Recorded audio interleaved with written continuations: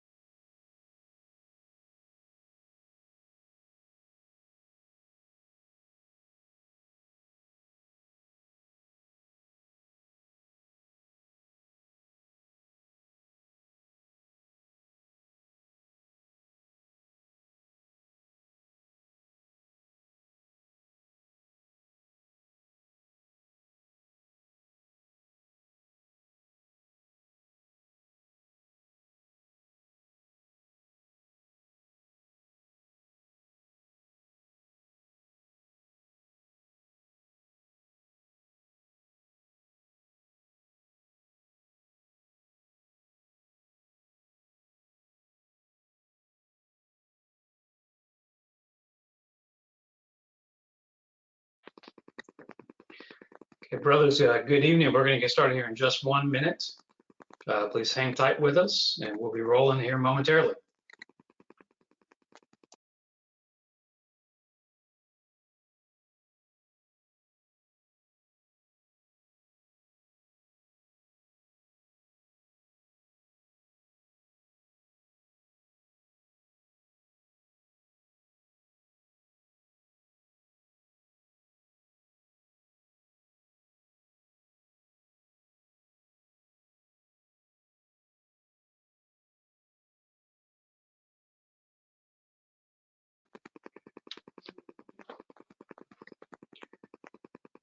All right, brothers, good evening and welcome. I appreciate you joining us this evening. Like many and likely all of you, the events of the past 14 days have significantly disrupted my life. Just a small example is that I'm joining you tonight from my home, as are the other members of the headquarters staff, as opposed to fraternity headquarters. As we all work together to navigate where we are and what comes next, I want you to know that no one is in this alone. As we speak, every one of our chapters and campuses is disrupted. Many of our campuses are canceling in-person classes throughout the spring term.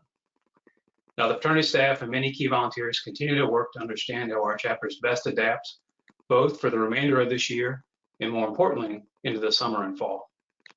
Now, I want to caution you that no one has all the answers, and that certainly includes me. The term rapidly evolving has become almost a cliche, but that's where we are, and that's why we're here tonight. So for this evening, and joining me are several members of the fraternity staff, whom I'll introduce here momentarily. We'll provide you with some updates and information to start, but then we'll turn it to you for your questions. And that's really where we want to spend the bulk of our time here together tonight. So Dave, if you could advance the slide for me there. All right, thank you. So for this evening, again, we'll talk for just a little bit. But we do ask that if you have questions, we ask that you first type those into the chat box. If you look down on your screen, you'll see an option to send questions to staff. Ask you to put questions there, at least your topic, to get you in the queue. From that point, though, we want to be able to have a conversation. So our plan is that as we're able to get to you, we will unmute you. And Theo, who's joining us here, not on the screen, but he's joining us in the background, we'll announce you and ask you to pose your question to any or all the panelists so that we can talk with each other. We'll take questions as long as we can tonight, and please forgive us again if we don't immediately have an answer for you, but I do promise you this, we will work to get one for you and get back to you if we don't. So to introduce a few others with me tonight, joining us from our chapter services staff, first is Todd Rogers, Senior Director of undergraduate services. He's a Minnesota graduate, class of 2011. Also is Brian Hartzell, Director of Chapter Services. He's a Western Kentucky graduate, class of 2014. We have Alex Cruz, University of Northern Arizona, 2017, our Director of Chapter Development. And I'm sorry, Brian Hartzell is our Director of Chapter Services. And also join us is Lauren Leaf, Director of Education. So again, our purpose tonight is to provide you with some background, but again, to have a group here that can help answer your questions and let you know what we've been working on to help our chapters work and address. So first, some general information for you. First and foremost, our instructions and our suggestions to you brothers is to follow the guidance that you're getting. Follow the guidance that you're getting from the CDC, from state or local authorities, and certainly from your own college or university. Follow the guidance that they're getting. That certainly includes those regarding social distancing, those involving not having events, those that include taking the steps that we all need to take to protect one another and ultimately get through this crisis as quickly as we can. Just to give you a few updates in terms of the fraternity and our operations, we're still here. Flag and Delta keeps on running. We're open to support you, open to support our brothers. That being said, the headquarters building is closed right now. A few members of the staff are able to work here and there from the office building, but generally the staff is working remotely, so we're not open to visitors right now. All staff travel has been temporarily suspended, which means that we're doing a lot of our work just like this. We're doing our work virtually, using Zoom, using other platforms to connect with one another, but more importantly, to connect with our chapters. We have been using our field secretaries to work primarily with our chapters and checking in with those chapter officers and key advisors at least every week, and ask that you utilize those brothers as well. They keep working no matter where they are. A couple updates on fraternity events just to be aware of. You should be aware that session 1 of the Institute has been canceled. The Institute is one of our summer programs. Session 1 slated for late May. We have taken steps to cancel that first session. Session 2 comes later in the summer, in late June. We've not yet made a decision, but want to be honest with you, brothers, that most likely will be canceled as well as we continue to get more information and make those decisions. Also, coming up this summer is the summit. We're working on plans there as well. It is again seeming less likely we'll be able to have an in-person summit, but we're going to work to make that information available and offer that event virtually, as we believe that certainly a focus on recruitment will be paramount for our chapters going into next fall. And the big one, the question we've been getting a lot about is what about the ecclesia? The ecclesia is scheduled August 6th through 9th, 2020. At this point, we're asking brothers, that's chapter advisors, Purple Legionnaires, section chiefs, as well as chapter officers, to continue to hold those dates, but we ask you not to book travel at this time.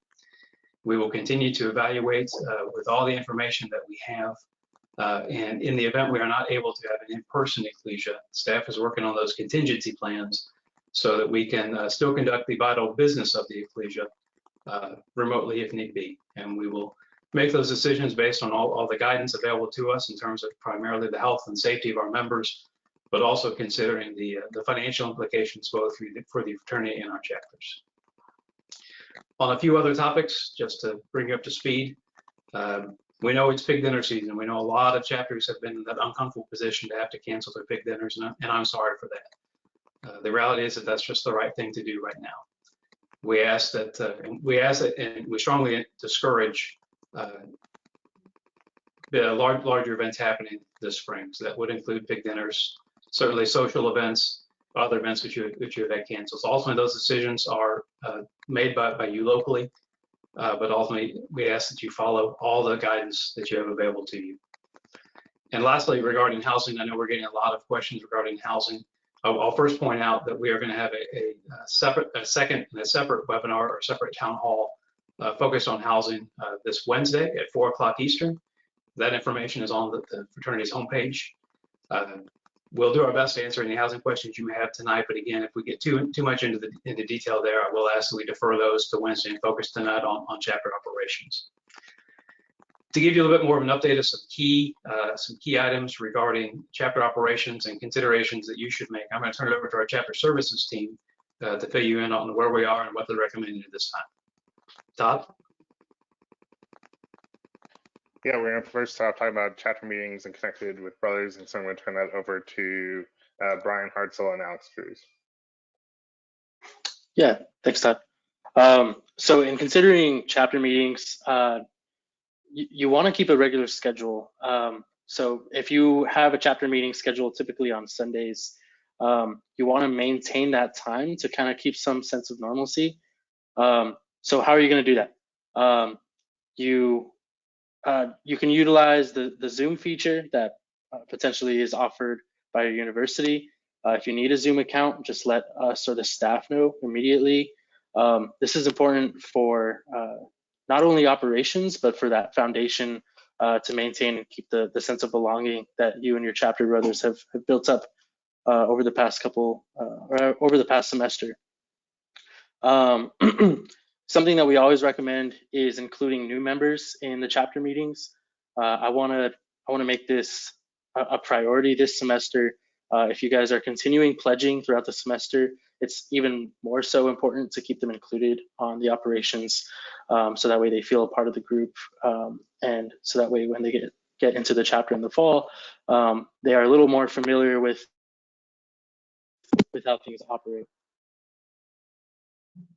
That you want to consider as well is giving everyone an opportunity to speak during the meeting.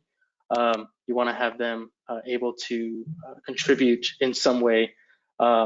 Potentially you could do brother reports where just everyone giving an update on their day-to-day lives from the past week, or keep it to the regular RNCs. But on the operations side of things, it's essential that you guys continue the committee heads and operations on that side. So we've kind of highlighted four really key committee positions that you and the other officers and the graduates should help to continue: recruitment, community service and philanthropy, brotherhood, and scholarship.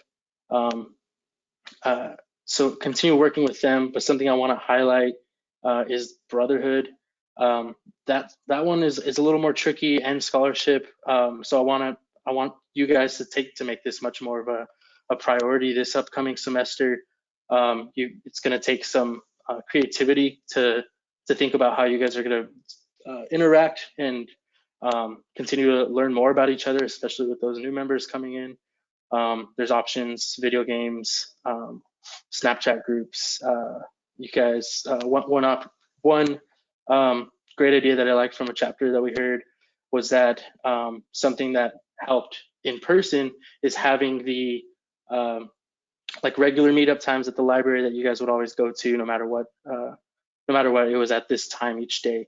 Well, you guys can still do something like that with Zoom.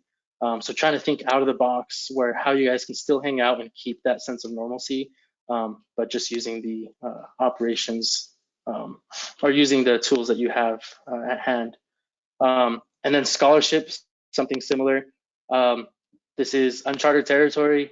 A lot of people, a lot of universities have never had online classes, online schooling. So this may be hard for a lot of the undergrads or your chapter brothers to navigate and try to figure out on their own. So maybe figuring out a text tree or a Skype call tree where you guys make sure that everyone's kind of up to date on their classes, no one needs any help, and calling back to the Zoom sessions, any like study groups or operations. That's what I have on chapter meetings and committee heads. Turn it back to Todd. Great, thank you. Brian, did you have anything else related to connecting brothers? I think the function of the chapter meeting may change. Yes, I think committees should be giving reports, but brotherhood is going to take on the top priority. So make sure to utilize that time. You can do the committee reports pretty early, but then spend the rest of the time doing something fun together as a chapter. I like to think that this is kind of getting back to the old-fashioned fraternity, doing life together. It might be behind a screen, but this time we really need each other to pick each other up through this time of isolation, help us get each other to get this done in the classroom, and support each other. Also, make sure to recognize the seniors. I know some senior classes have felt like their fraternity experience, at least the last month and a half, has kind of been robbed from them. So you make sure you're thinking about them and how are we gonna, I guess, help them graduate, move on to this period as graduate brothers. Whether it's senior wills, their senior final R&C that they're going to do. Make sure that you find something special to honor them and give them their say before they pass on to being graduate brothers. Great point. Next, we're going to talk about kind of continuing communication beyond the chapter. Going to turn that back over to Alex Cruz. I'm sorry, Alex, if I may, just for a moment. Brothers, just so you're aware, we have, pleasantly surprisingly, we have maxed out on our attendees, so just so you're aware. If you happen to be in here and attending on multiple devices, and that's not necessary for you, we ask that you please close out that secondary device to allow additional brothers to join. We are recording this. We are going to make this available, but again, just in the interest of allowing as many brothers to join as we can. If you're logged in more than once, please disable that second device. Thank you. Thanks, Rob. Yeah, so for communication, that's something that I wanted to touch up on additional to the chapter meeting conversation. Utilize the tools that you guys have at hand. So again, just use those Zoom accounts. And if you don't have one, again, headquarters is willing to offer that to you guys if that's something that your chapter needs to operate. And then, like Brian said, brotherhood's so much more important than a lot of other things. It takes precedence.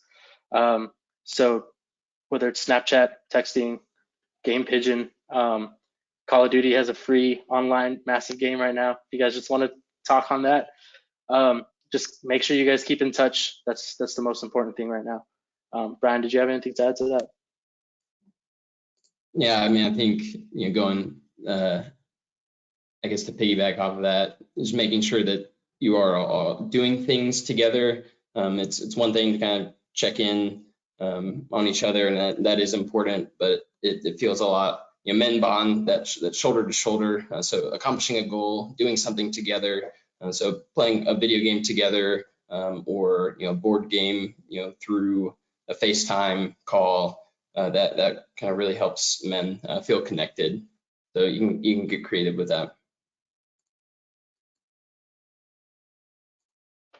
Yeah, I think one of the things we've adopted on staff as we've moved to being all virtual and remote is to over communicate. It can seem it's really easy to stay somewhat isolated, but it takes initiative on our own to go out there and communicate with the people around us. And so making sure you're reaching out to brothers, reaching out to PL, House Corporation, BCA members, making sure everyone's in the loop and on the same page is going to be really important. And try to go beyond just the email.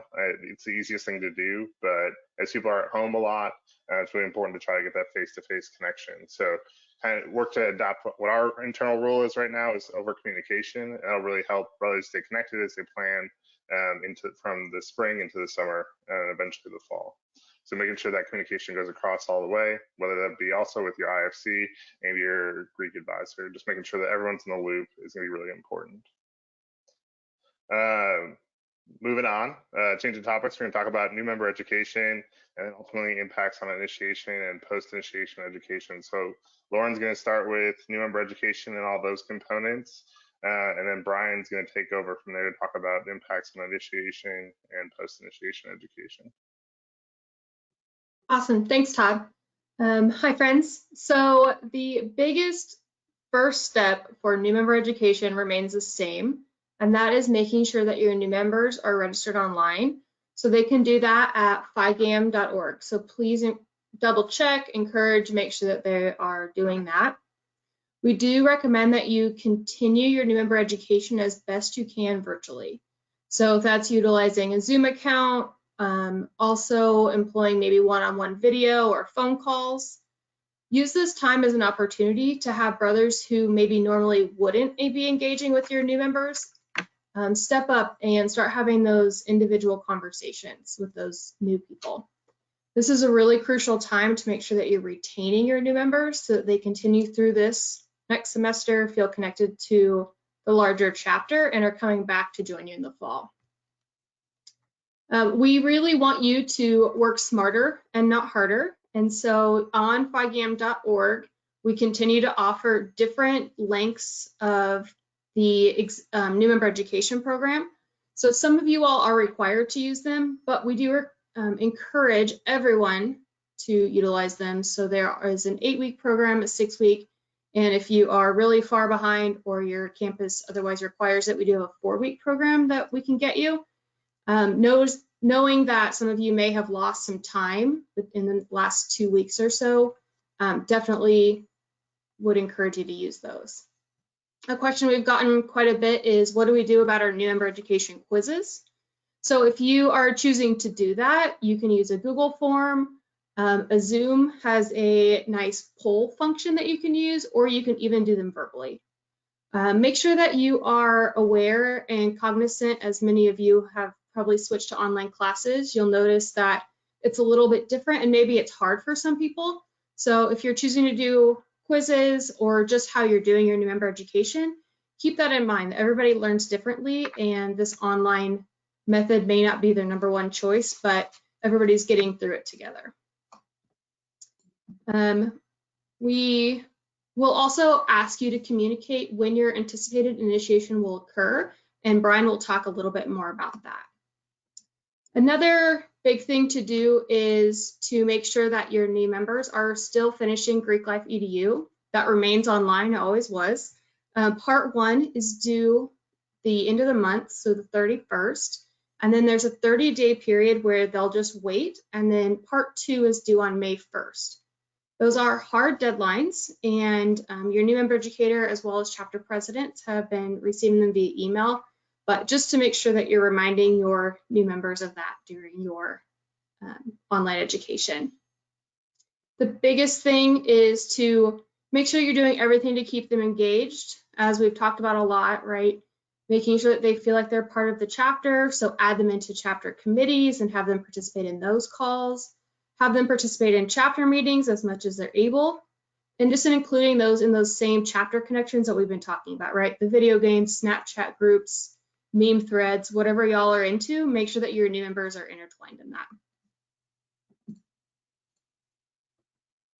And then for initiation, obviously with not being able to be in person, this will have to be postponed to the fall. We are okay at this point with a virtual initiation vote sometime this semester. If you know there's going to be brothers that are going to be iffy on voting some of the new members in just because they don't know them, it's really on the brothers to make sure that they're getting to know all these new members, going out of their way to have some of these calls and get to know the new members before voting on them toward the end of this semester. You can use some type of online anonymous polling service. SurveyMonkey has a way that you can do that, so you can have your initiation vote. And then plan to initiate immediately in the fall. You are able to plan a date if you can work with the campus and get a room booked and a date set. Go ahead and mark brothers as initiated on the chapter manager console, and we can make sure that we get all the membership materials ready to go so that you all can do that immediately in the fall. Great, thank you. Again, I'll turn it back over to Lauren to talk about virtual programming.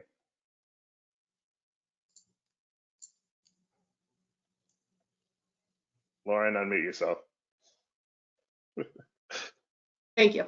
Very important thing to do. So virtual programming, right now we're working through some edits to our health and safety programming. So if you are not already aware, we do offer a 3-cycle programming set so that you're getting something new each year, and we'll continue to do that. We'll just be using Zoom. So consider this a really great opportunity to continue chapter business as usual, right? I think that particularly when we get separated, we tend to silo off into our smaller friend group, right? So this health and safety program is a really awesome opportunity to bring everybody together and have conversations that continue to make you a better person and a healthier and safer person. So in order to do this, there'll be a scheduling link that is sent to chapter presidents and graduate advisors. It'll also be available on phigame.org. As we learned in our first test run, it is very important that you communicate to your members that the same level of professionalism applies through a Zoom call as it would if the facilitator is in person. So, just make sure that they are being attentive, they have shirts on, right? These are good things to make sure they're communicating. Should also apply for class, I would think. So those will continue happening. Two other things that are still due, the chapter president agreement and new member educator agreements are both past due. So we do ask that you continue to get those turned in, as well as I like to reiterate that Greek Life EDU is still due. Thanks, Lauren. So kind of looking down the future, there's obviously key components related to recruitment, returning to campus, and all of those are going to vary by every chapter. And so kind of the big thing about recruitment right now is some of the campuses are already impacted because they do spring recruitment for the fall. And then there's summer recruitment for some chapters, then early fall recruitment. Really going to ask you to rely on the resources available to you and work with your field secretary as well as your campus professional, your Greek advisor, to really figure out what is being adjusted and how timelines are moving. We could talk a lot about recruitment right now, but unfortunately that's very dependent upon campus. So my push to y'all is to start prepping now and thinking through what does that mean and start utilizing the resources around you, whether that be Chapter Builder, utilizing a Google Doc or other resources within your graduate base. So just starting to get that names list going and thinking through what that looks like is going to be really important. As Brian said, virtual voting right now is kind of allowed on membership, so making sure to utilize those resources as well. But your field secretary will be connecting with you on a regular basis throughout the spring, as they're not traveling now. So they're there for a resource to really help you through each of these scenarios and making sure to over communicate with them as well. As you look to the fall, I think start planning through how do you connect brothers back together? So a lot of them are not going to be face to face for a while. So start thinking through what a retreat looks like, thinking through what it looks like for brothers to be back together in a healthy and positive way, and how to make connections. And so that's really going to be dependent on where things go with this pandemic. And so when we can start returning to those campuses and things like that. But start thinking through what the fall begins to look like. And so it can seem far away, but as we're all home, the days can go by fairly quick. I joked around with my significant other that we couldn't remember what day it was. So making sure just to keep things out and planning is going to be really important. So with that, we're going to turn it over to Brian and talk about chapter finances. I know that's an area we've gotten a lot of questions. Yeah, this is probably where I've gotten the most questions. So I'm going to break it down into two different categories, what to do on the chapter level and then what to do on the international fraternity level. At the chapter level, we would recommend continue collecting dues as normal, especially if brothers are past due or haven't paid anything yet this semester. We want to make sure that we're continuing those collections. There are still benefits of association and membership, and there's definitely bills to be paid. All our chapter treasurers out there know that for sure.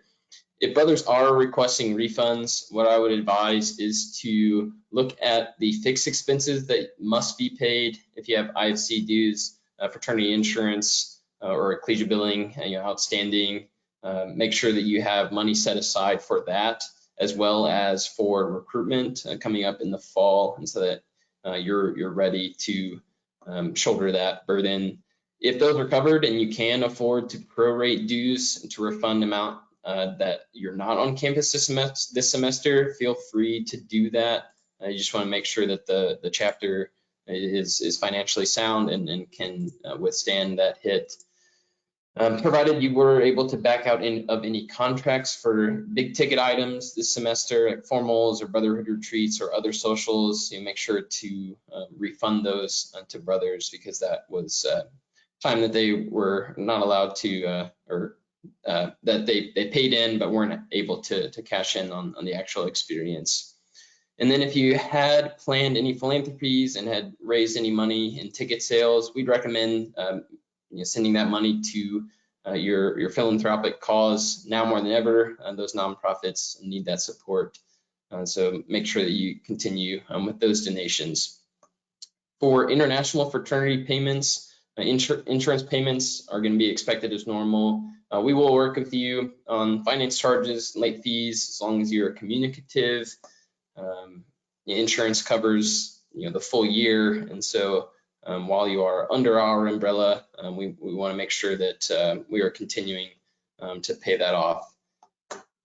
And if there are any questions later on, I'll be happy to answer those. Great. One of the things that came to mind, and this is totally off topic a little bit, but Brian mentioned philanthropy or community service. Now more than ever, there's a lot of opportunity to be engaged with the local community in a socially distant and safe way. A lot of community organizations really do need support, whether it be blood donation or food banks and pantries. So really encourage chapters to encourage brothers to do that at their local community level, and then record it.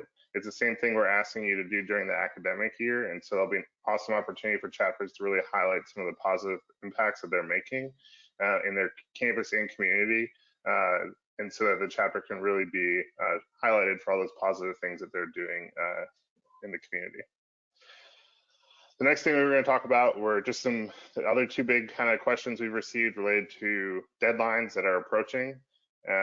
March 31st / April 1 is two big deadlines related to the bylaws and the fraternity. So I'm going to first talk about alcohol-free housing exemption. My advice to all the chapters so far is April 1 is technically the deadline in the bylaws. So please submit whatever you can as an application by April 1 that shows intent to apply. We recognize that educational programs are probably being thrown for a loop, as a lot of chapters have a tendency to wait till the very last second to do the programs, which is okay. We all operate that way. But if you haven't done the programming, work to try to plan something virtually if the facilitator or the presenter is willing to do so. Again, we're willing to provide Zoom accounts as needed for all the chapters. This will really help you all out. Because if you're waiting to do it till the fall, which is an option, which the committee could potentially approve, if you're waiting till the fall, there's going to be a lot more to do in the fall. And so if you're not working on doing the programming this spring, it's just going to pile on as to what else needs to happen in the fall. So really encouraging chapters to try to get it accomplished this spring. If it's not done by April 1, that's okay. Talk to me, work with me, and I'll let the committee know that it reviews the applications when to expect the programming. So please really do encourage you all to keep doing the programming. The rest of the deadlines, everything should be able to handle remotely, filling out paperwork, virtual signatures, getting letter of good standing from campuses, just following those other deadlines and accounts receivable. But we'll be flexible in the programming and just need to communicate with that. And then Brian wants to talk about awards. Well, I was going to, maybe he doesn't want to. Given that most schools have extended spring breaks and may not even be on campus yet, we decided today that we would extend the awards application deadline 2 weeks until April 16th.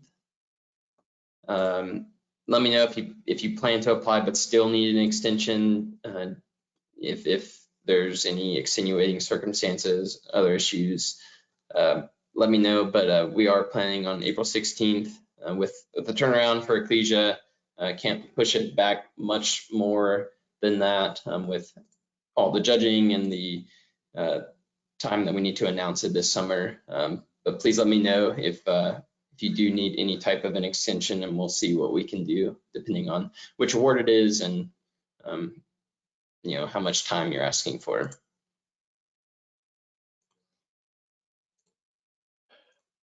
Thanks, Brian. Lastly, we just wanted to kind of reiterate taking care of everyone in your chapter, and so I want to turn that back over to Alex.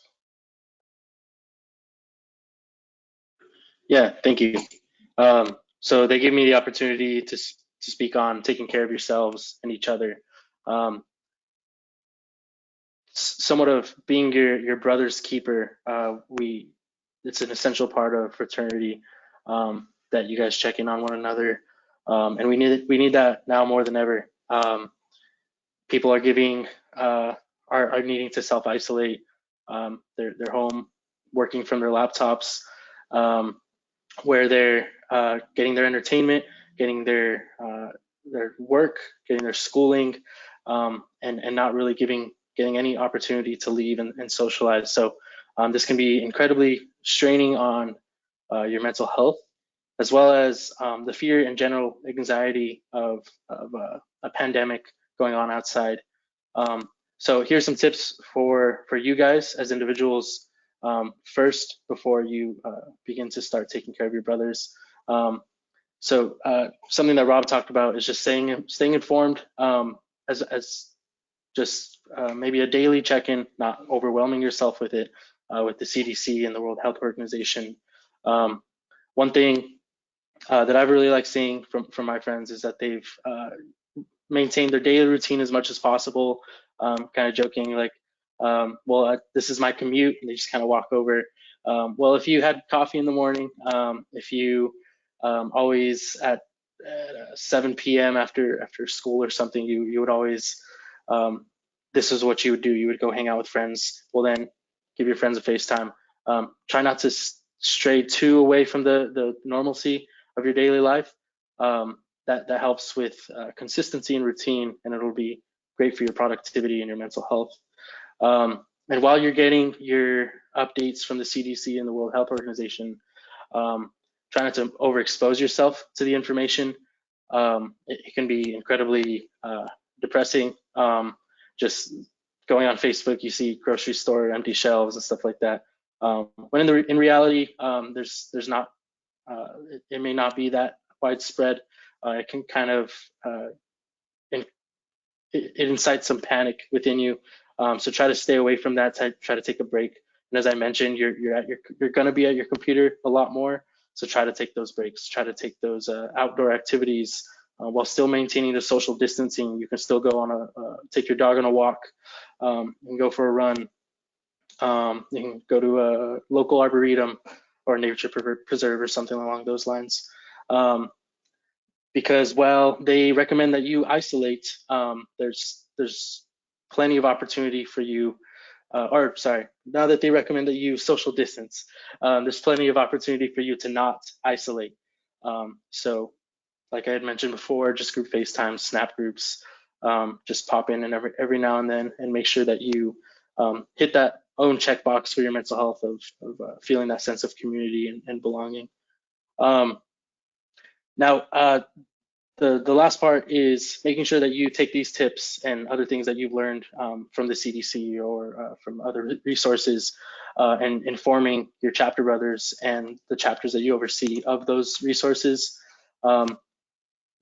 This is entirely uncharted territory, so you can have a lot of chapter brothers who maybe are unknowingly isolating themselves and digging themselves into a deeper hole. So maybe those chapter brothers who haven't reached out, this is your opportunity to kind of talk to them and just see how they're doing and stuff. And just a general reminder that we're not healthcare officials, and you're not a therapist. So if there are examples of depression or extreme anxiety, make sure that you refer them to mental health resources. And there's other resources that we provide on our website as well, that you can find there. And on the last end of that, something that I think is important for your mental health that Todd touched on, is supporting your community. We have plenty of resources for that as well on our website. So you mentioned donating blood, becoming virtual advocates. There's still plenty of ways to live out our value of service, and encouraging your chapter brothers to do the same will do wonders for their health as well. Thanks, Alex.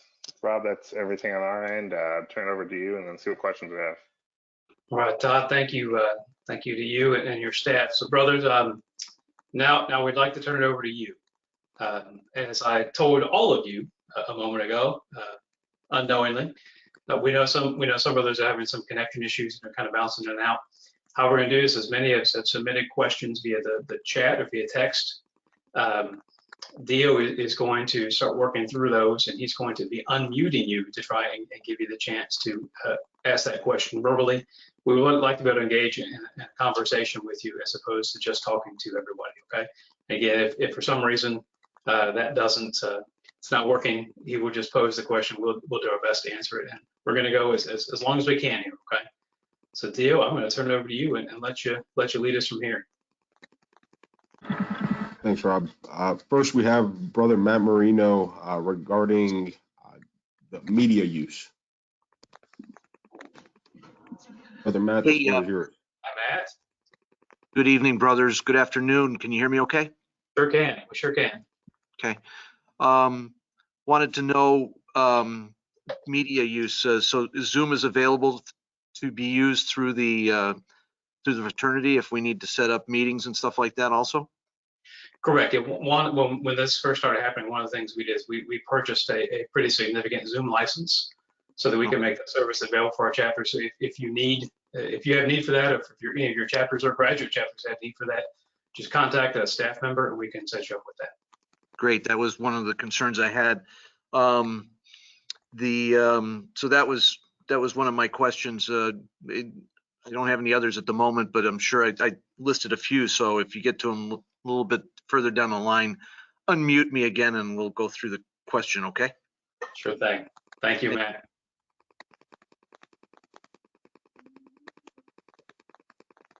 Brothers, next we have Brother Patrick Athy regarding basically a general question on the webinar.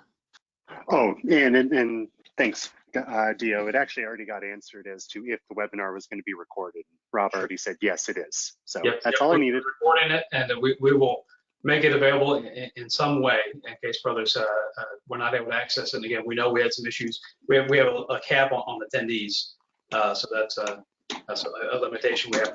Oh, perfect. That's all I needed. Thanks.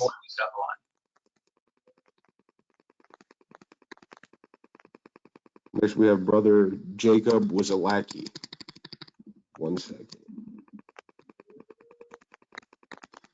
Jacob, the floor is yours. Hey guys, can you hear me? Sure can. I just had a general question put in there. What should we do when considering lowering dues for the spring semester? I know you guys hit on a couple things.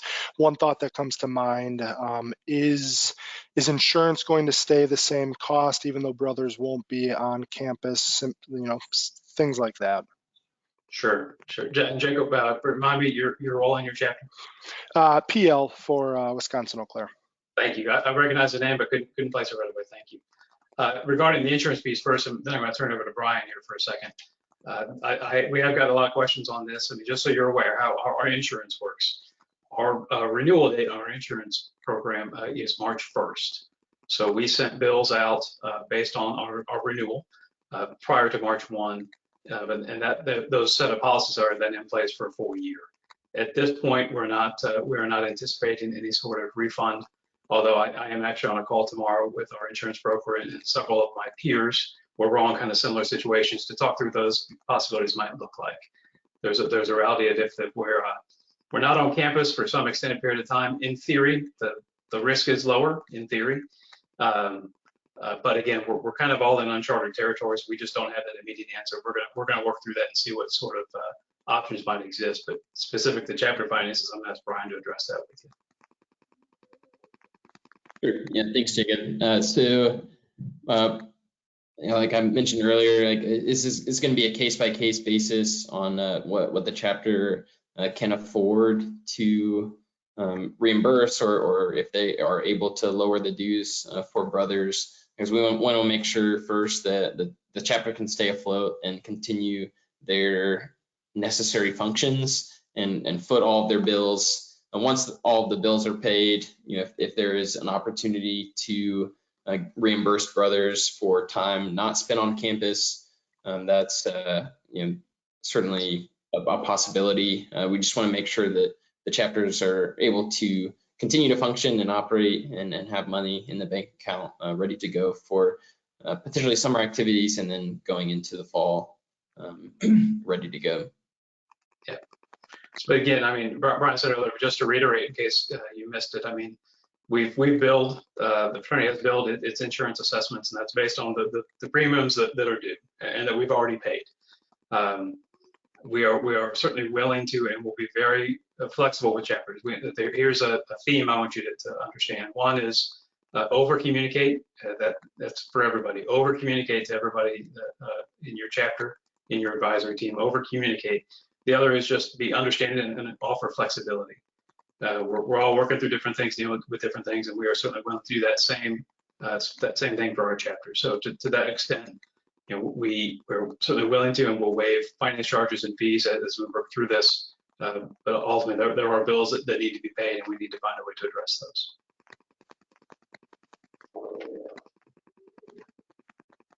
Deal? Brothers, next we have Absolutely, Josh appreciate it. Crowley regarding ritual use.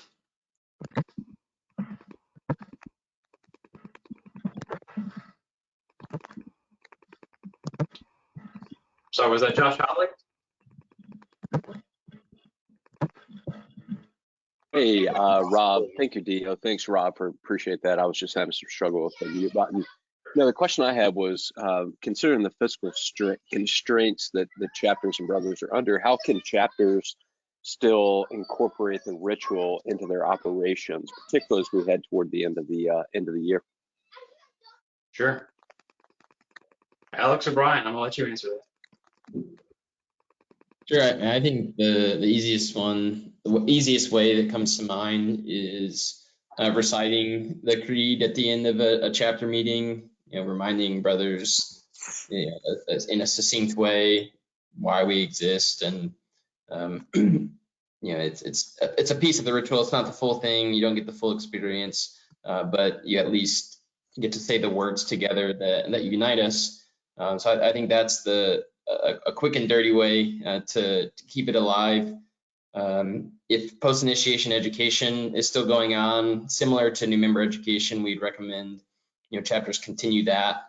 I think an oral quiz can be done fairly easily over a Skype call or a video call. The written tests might be a little bit more difficult, but you can continue to have those conversations with brothers about the meaning of the ritual and why it's important.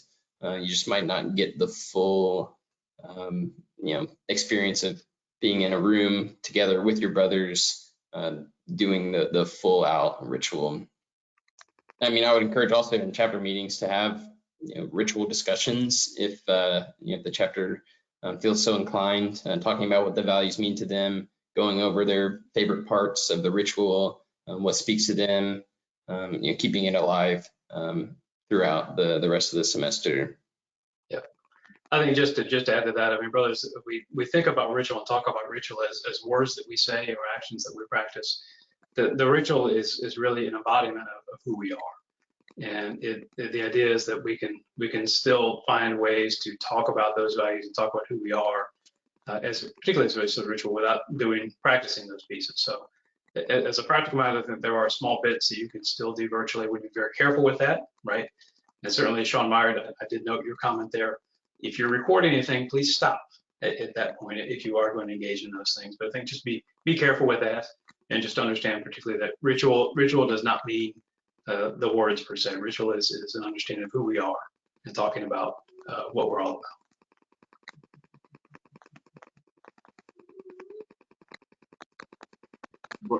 Next we have Brother Daniel Massa. Hi, Dan. Evening, Rob. How are you? I'm doing well. Good to hear your voice. And yours. Thanks, brothers, for being with us this evening. Rob, I've spoken to a number of brothers here in the Northeast Ohio region, and one of the things that comes across in our communications is a sense of despair or a sense of helplessness that, you know, events have overtaken what we can control. And my question really is, how do we ensure that, number one, they understand that this will pass? They're young and haven't gone through things like this, neither have any of us at this point. And secondly, that there are resources available through the fraternity and through the universities so that they can be heard and that their worries and concerns can be aired in a fair and open way. So absolutely, that's a great question, a great point, Dan. I think, you know, my take is primarily it's kind of what we're talking about now. It's the idea of really encouraging our chapter officers and one another to check in and continue to have conversations. You know, we start off a lot of our days as a staff. I now spend probably 2 or 3 hours a day just checking in on people. Not how I fully envision spending my time, but that's where we are, right? And it is we want to check on each other and take care of one another. That can be done in a lot of different ways. I think that goes not just for chapter officers, but advisors as well. I think where you can mobilize your Purple Legionnaire and your BCAs to help as part of that process. It's certainly beneficial to have some different perspectives and just have those open discussions. And we're all in new territory. We're all scared, right? As guys, we have a natural tendency just to keep that bottled up. We need to push away from that and really try and open up and talk about those things, because it's very likely that we're all facing them. We're all thinking those things, and at least be able to talk through that with one another. To the other point of your question, you know, I think the fraternity is positioned certainly to help with brothers and just supporting one another. But I think we need to be careful where we draw that line. Nearly every campus that I'm familiar with continues their operation and has really enhanced their efforts for student outreach at the student affairs level, and I think is very able and willing to help respond to brothers where there are concerns. I think that would be one of the first places I would reach if you do have concerns about a brother, or someone just needs to talk to someone maybe professionally. I would certainly start there and look for a more of a traditional referral process. Rob, one thing I think also kind of at a lesser level, if you're not concerned about people or a specific individual, the fraternity has mental health programming at the chapter level. It's called Behind Happy Faces. It normally is meant for an in-person discussion and in-person some activities, but I think it's easily adaptable, especially the first session to do remotely, assuming the chapter is using Zoom. And the facilitation guide's available online. It's not even blocked by a login, so you can find it on the education tab of the website. And if you need help kind of adjusting it to a virtual session, Lauren or myself or any of the other staff members are willing to walk you through that. Thank you. Who's next, Theo? We have George Norman regarding finances. Hi, George.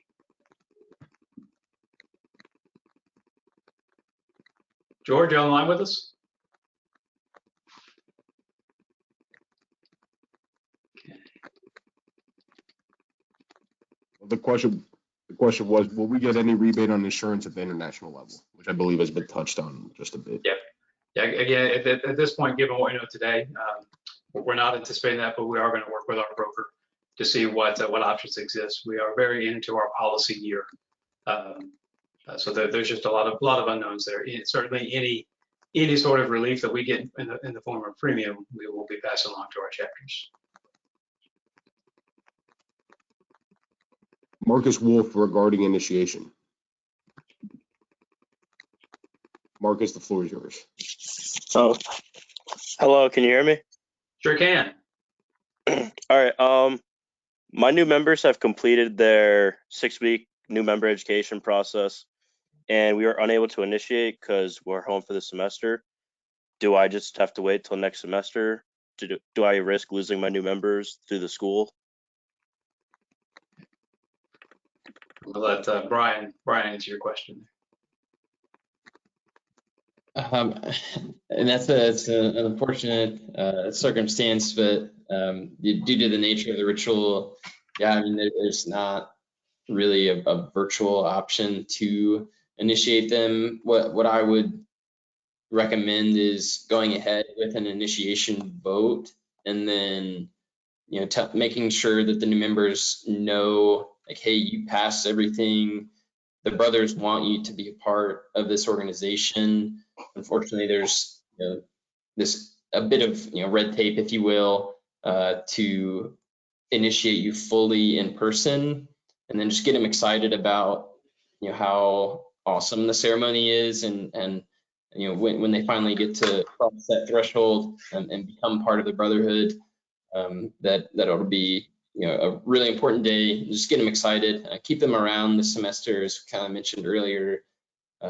Keep them engaged in meetings, add them into committee work, FaceTime them in to just random brotherhood nights. If you've got, video game nights, if guys play Rocket League online or something like that, just keep them engaged with any brotherhood activities that you do, so that they still feel a part of the organization. And then, they're for all intents and purposes, they're gonna be initiated. It's just a matter of getting on campus and being able to do the actual ceremony.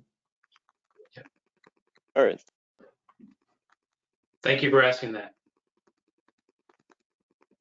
Brother Ralph Dewey regarding attendance. Ralph, how are you tonight? Good. How are y'all? Doing great. The question is, how should we? Good. The question is, how should we handle attendance for brothers who may not want to meet virtually? Good question. I'm going to pump that one to somebody else who wants to take it. I can offer a little bit of advice, having poked around and played with Zoom, trying to figure it out. There is a really neat export feature where you can see what percentage of time they were on the screen that they were supposed to be on. And so I would suggest using that. It's under reports. And I think that is a really great tool when you can't necessarily see somebody or what they're doing fully, but you can see when they navigate away from their screen. I learned that today, so I'm sharing that with you all. But I think your question is probably more towards the enforcement mechanism, right? Is that true? Yes, because if they choose not to, how should the chapter handle that? Should they fine them for not attending? Which I don't think would work anyway. And Brian, Todd, you guys can feel free to add some insight or disagree with this. But I really think that you should continue operations as you would as in person. So if they refuse to meet, then they're refusing to attend a chapter meeting. And if you're maintaining that time schedule from when you had the in-person chapter meetings, there reasonably shouldn't be a reason why they wouldn't be able to attend that. So if the way that the chapter has voted to I guess reprimand those brothers is fines, then maybe go about that. But just I would think maintaining what's in your individual chapter bylaws or colony bylaws. I would agree with that. I think also if someone's not attending, it's on the chapter officers or graduate brothers to reach out to that brother to ask why.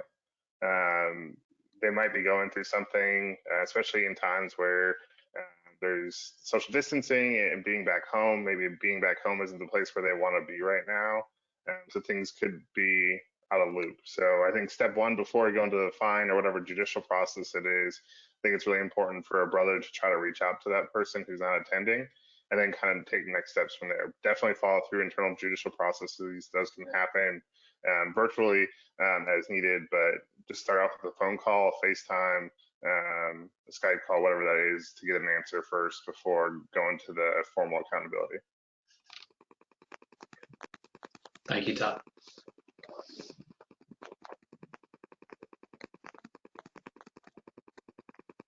Next is Brother James Chapman with a question regarding Purple Legionnaires.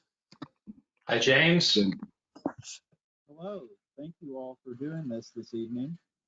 My question is an open-ended question, and that is, what, if anything, are you all recommending for the PLs around the country to be doing during this period? And do you all have any best practices for PLs that you can share? Sure.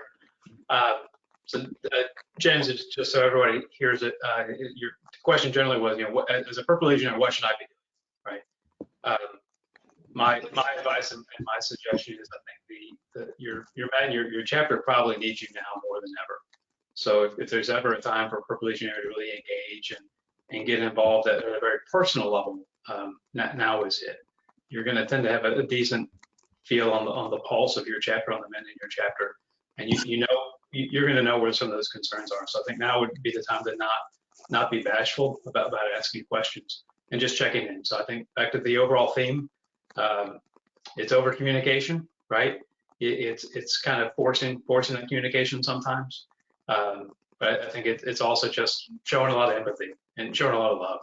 That's really what I think what we all want to try to be doing, just to help show some understanding and pushing. In terms of the blocking and tackling, we're not recommending anything different at this point. But I think now more than ever, we just need all advisors, all purple legionnaires, all BCA members to be involved with their chapters and the chapter officers, and help them find answers to the questions that they have. And if you don't have an answer, feel free to punt it. Feel free to just to redirect it. Thank you. Thank you, James.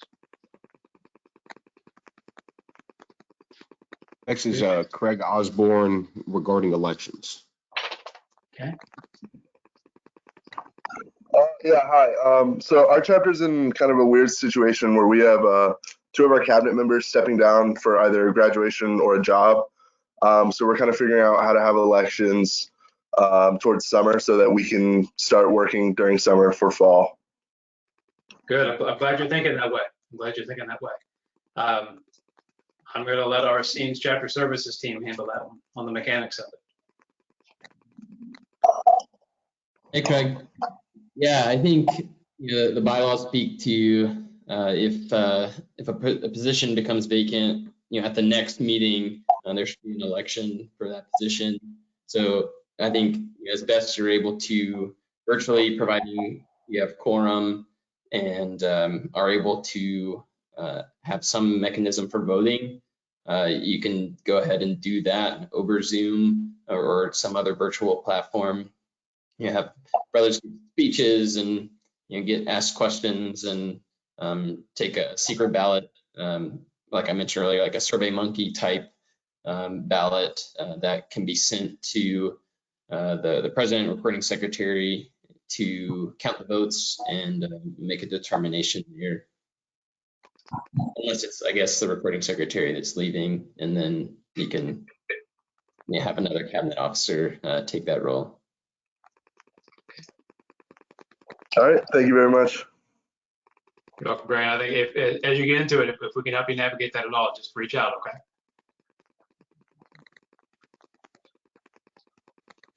Brother Dana Hess, I'll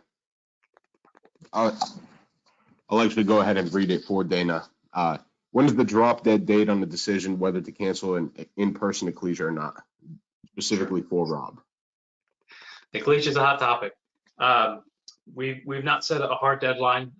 We've got to check in here in about a month. So there are several factors in play for the ecclesia. Certainly, first and foremost is the considerations of health and safety, and if it's safe for brothers to travel and be together by the time we hit the first week of August. Secondly, hotels around the world have laid off significant numbers of staff, 90% now. And so a real consideration is depending on when and if things ease up, if our host property is in a position to host us. And that's a conversation we're going to have in just a couple of weeks, just to check in and see where they are. I think, again, third is going to be just with all things considered, is it the best decision to make to have an event which can be somewhat expensive? So the short answer to that is, in about a month, we're going to be in a position we have to make that decision. I think by early to mid-May is where we will ultimately be making that call. We will inform everyone as to what those plans look like. In the event the ecclesia is canceled in person, there is business that will need to be done by the fraternity, and so we'll have an alternative plan at that point, how to conduct business of electing a new archonate, passing a budget and amending bylaws as needed. And so please still hold the dates because we will need to conduct business if need be virtually if we can't meet in person. Yeah. And again, just to note, this is more for brothers who are maybe more veterans in this. We are not going to be building chapters for the ecclesia until we know what's going on. Okay. And even at that point, we're making pretty strong considerations as to what that building would look like. So we're going to be holding off on that action. We're holding off on open registration and all those steps until we have some more clarity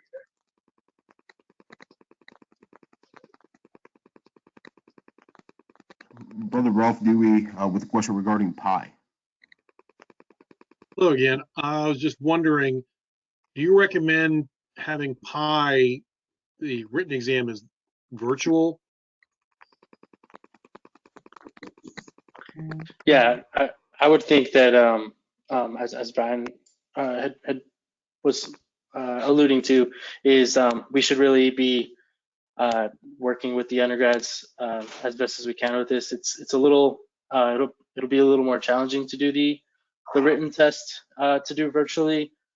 So I think it would be within the discretion of the historian to see as how he could best administer those tests and then receive the responses from them. Yeah, I think we want to avoid written, online information. So you're not creating a Google form or something like that. But the historian could potentially read off the questions, and brothers can write their answers down and show them, or it can be done one-on-one, and the historian reads a question, the brother answers it. I think there's ways around the doing it in person.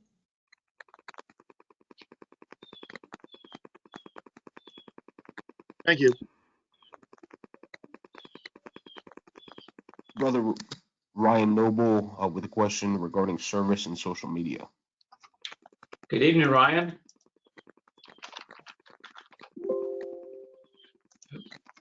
Ryan, are you with us? Okay, we might have lost him. The question is, what are some ways brothers can try to uplift their community virtually during this time?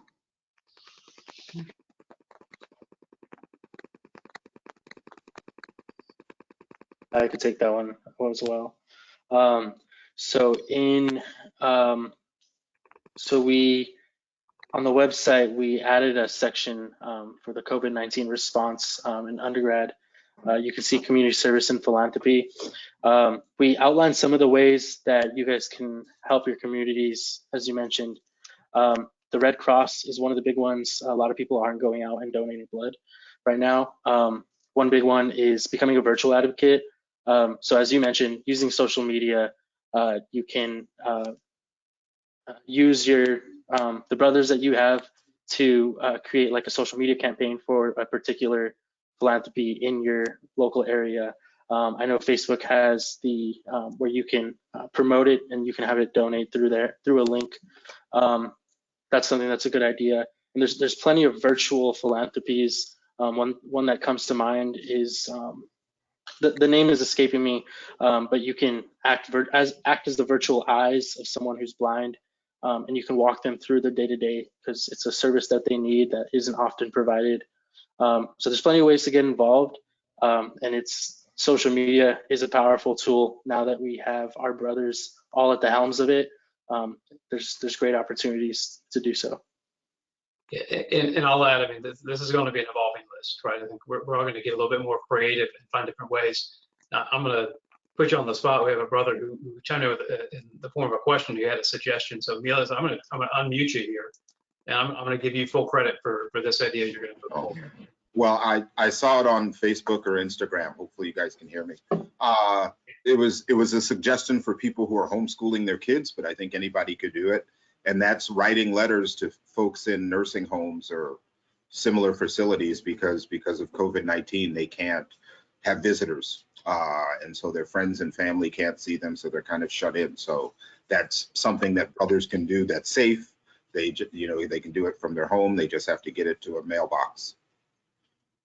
Great. Thank you, Milas. Hope you're doing well. I am. Thank you.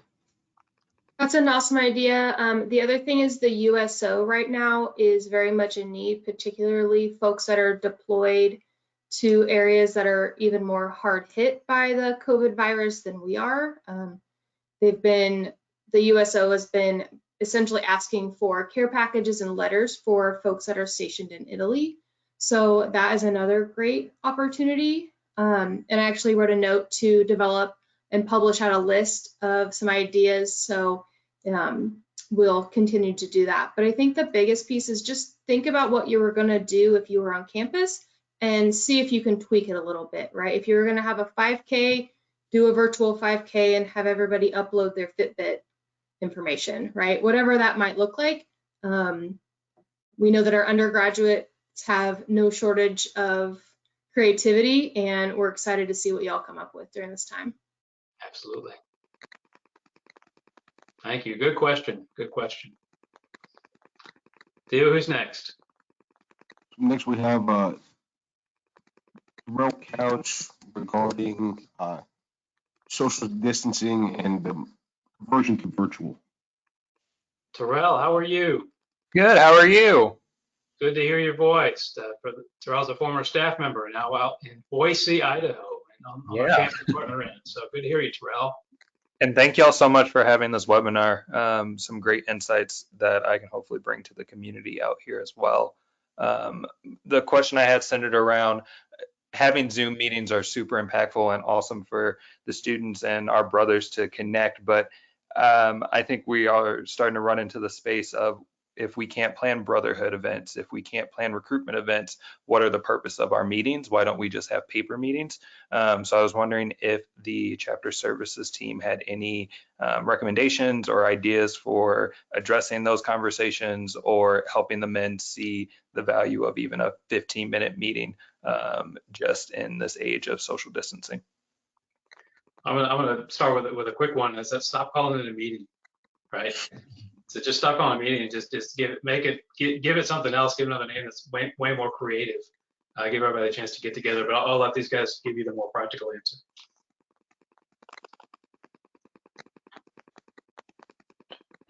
I think the biggest thing is what we talked about is that connectivity and being able to see people face to face is really important, especially in social distancing time, especially when our brothers are not going to be even in the same city or location. So an opportunity to virtually see each other, while it's not as impactful as that face-to-face interaction, I think the connectivity of brotherhood is really important to stay across, and picking up the computer or doing Skype or Zoom or whatever is going to be the biggest thing to help us all get through that social distancing. So I think it's really important, and that's really my biggest advice. But happy to give to other staff members if they've got better ideas. No, I think that's great feedback, and it's a great question. I think we all run into those hard-headed brothers, or not hard-headed, just some more factual brothers who are like, well, I don't really see a reason for this since business isn't. So I see where you're going, but I think directly you can address it, just as Todd said. There's a brotherhood report. We all have to meet and all have to give our weekly brotherhood report or discuss what we all did this last week, or make it as direct and just meet them at their level.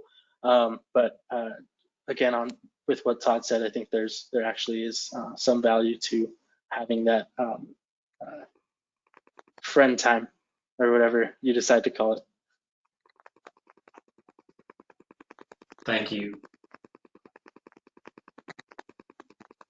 Next, we have a question from Alvante Thompson regarding the housing facility.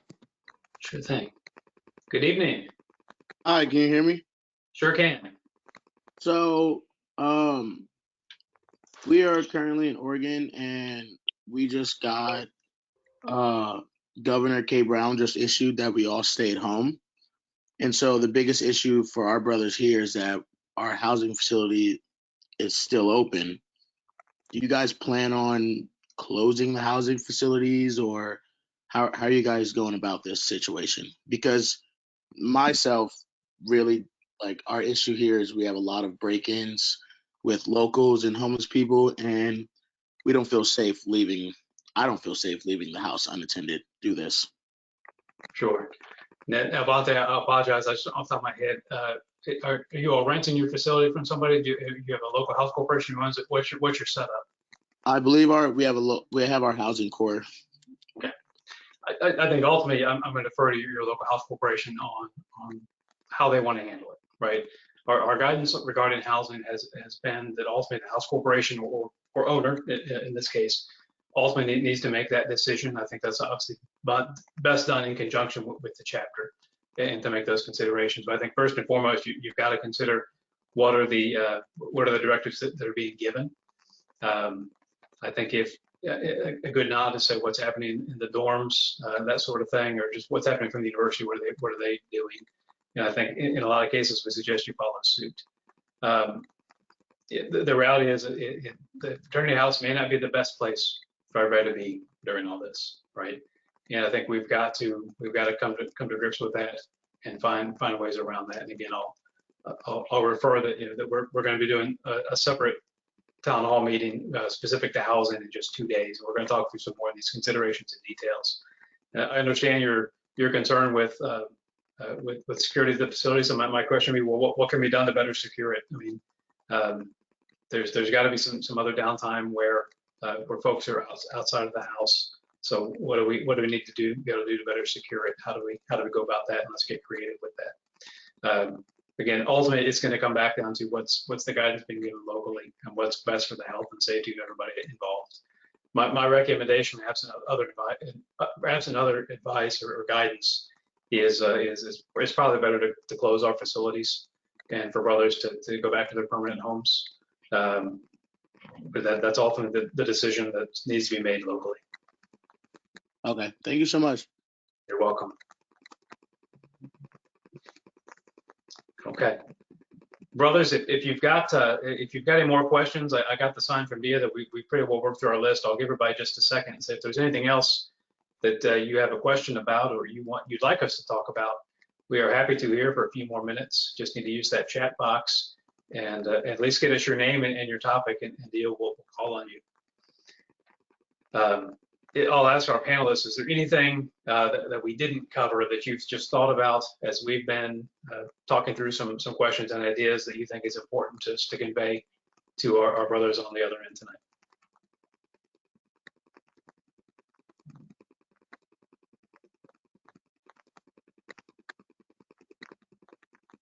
Okay, hearing none. Well, so brothers, with that, I do again want to thank you for being there tonight, and I want to just say a couple final words. First of all, I'm proud of all of us. I really am. I'm proud of you. Proud of the way that our chapters and our men have been handling this situation, and I'm very proud of the fraternity staff. And so, particularly for the four that join us here tonight, I think understand that everyone's world was upended just a week ago, and it seems like months ago now. But just a week ago, everything was upended, and they've done a great job to pull together and really work through some difficult times and try and address the best we can a lot of the questions that are out there and give guidance to our chapters. You know, it's dangerous when Rob comes in with an idea and then the staff has to go and execute. But I said, you know, we need a new playbook, and they've done that well. They've built that very well. So I'm very proud of our staff, and just understand that we're all here to support you. So brothers, I know again, we're in some difficult times and we don't really know what comes next. It can be comforting to know and just to think about the resiliency of the fraternity, right? If you think about our now 172 years or almost 172 years of history, think about all that we've been through. You think about world wars, you think about the Great Depression, you think about all sorts of other issues that we've gotten through, and we've made it every time.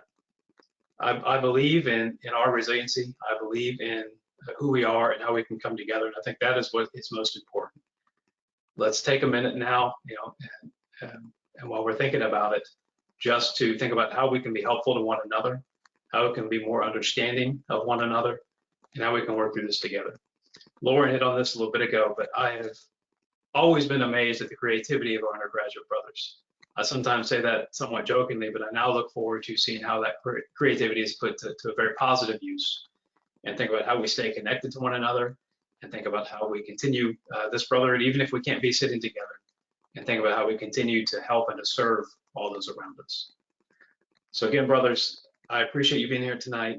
I promise you, we are going to do our best to continue to give you everything we possibly can to help you in your chapters. I promise you that the fraternity staff is going to work tirelessly to continue to adapt and do everything we need to do to keep our chapters strong. I just ask the same of you, and that we keep those lines of communication open and over communicate. It's perfectly fine. Over communicate, check in with one another, and don't be afraid to bring a question forward. That's why we're here. We're here for you. We will be doing similar events in the future. Look for more information. Continue to look for information on the fraternity homepage and more links as we continue to give additional guidance and as things continue to evolve. Brothers, have a good night. Be safe and take care.